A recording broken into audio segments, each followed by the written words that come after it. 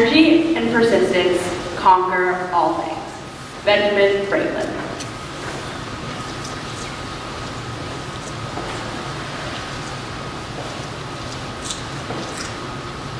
You are energy, and energy cannot be created or destroyed. Energy just changes form. Rhonda Byrne.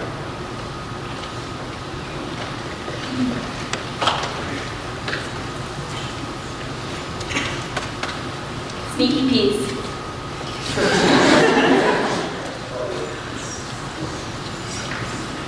Good morning.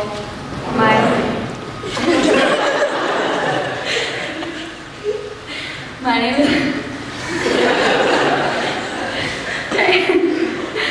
My name is Lily Carrel, and I am a 6-foot boarder from Edina, Minnesota.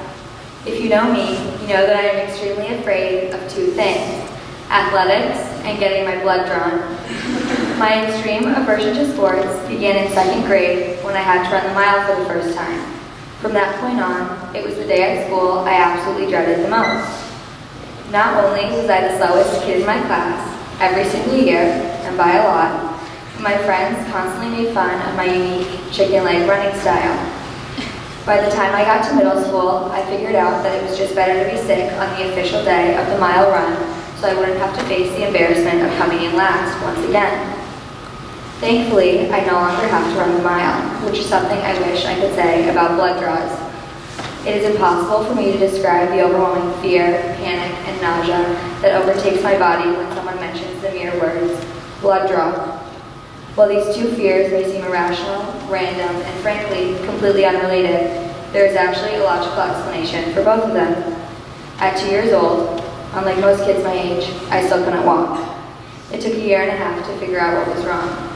After countless tests, misdiagnoses, orthotic braces, physical therapy, and trips to the Mayo Clinic, I was finally diagnosed with mitochondrial disease. As the powerhouses of our cells, our mitochondria convert the food we eat into energy.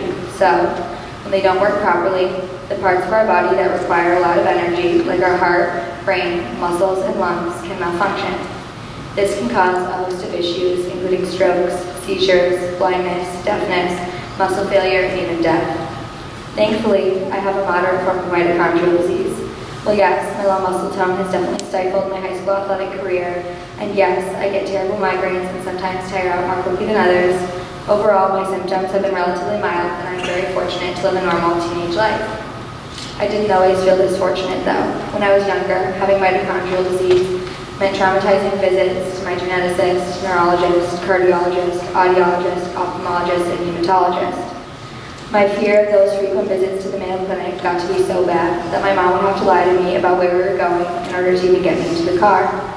It wasn't until middle school when my mom signed our family up for a fundraising walk for the United Mitochondrial Disease Foundation that I truly began to understand the gravity of this disease and, more importantly, how lucky I am. The day started off with 9-year-old Abby on stage next to her mother, who recounted her daughter's excruciating journey of emergency room visits, a coma, and eventual muscle failure that forced Abby into a wheelchair. I had never met anyone else with mitochondrial disease before, so Abby's story was a wake-up call.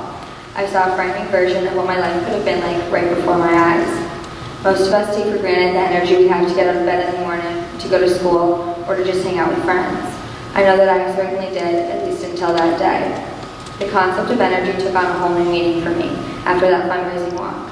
I realized how lucky I was to have energy to use and even energy to spare. I also learned that your mitochondria don't have to be your only source of energy. Energy can come from within yourself, like Abby and her mom, who choose to keep fighting every single day, and from people and places that you would never expect.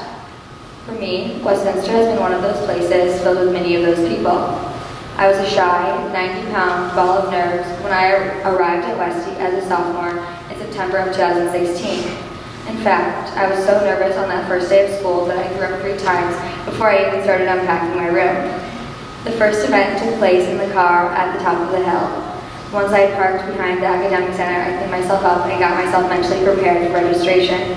But the minute I got through that second set of double doors in armor, I knew there was more to come, and I immediately ran for the bathroom. By the time I got to my room on the 3rd floor of Gund, I was feeling shell-shocked and faint. I did my best to smile and make small talk with my new roommate, Tori Klein, but When her mom offered me one of her homemade s'mores bars, all I could do was put my hand over my mouth and once again run for the bathroom. I had gone to the same school with the same 120 kids for my whole life. I hated sleepaway camp and didn't even really like sleepovers. So, coming to Westminster, over 1,000 miles away from my home in Minnesota, was nowhere near easy for me. I spent most of my fourth form year trying to create a routine in an environment that I was comfortable in. My roommate Tori would constantly tell me that I needed to break out of my shell, but I was happy with the safe bubble I had created and planned on sticking with it until graduation. Everything changed, however, my junior year when I was assigned to Single and Edge and all of my friends were living in Kelter. I was in shock. For the first few weeks of junior year, I tried to stick with my plan, spending all my free time with my friends in Kelter or having them come to my room in Edge. However, I started to get pretty lonely and bored after check-in, especially on Saturday nights when I was all alone in my room. So, I decided to take Tori's advice from sophomore year about breaking out of my shell. And in spite of my extreme and unfounded fear of her at the time, I mustered up all of my courage and ventured into my next-door neighbor, Clara Eckholm's room one night. It turns out she wasn't so scary after all. And as Clara slowly but surely became one of my closest and funniest friends, she taught me that leaving my comfort zone was not only well worth a leap of faith, but it was actually energizing. After discovering this newfound source of energy, I came to the realization that while my comfort zone was certainly comfortable, it wasn't a place I was going to thrive. It was holding me back from creating my maximum amount of energy.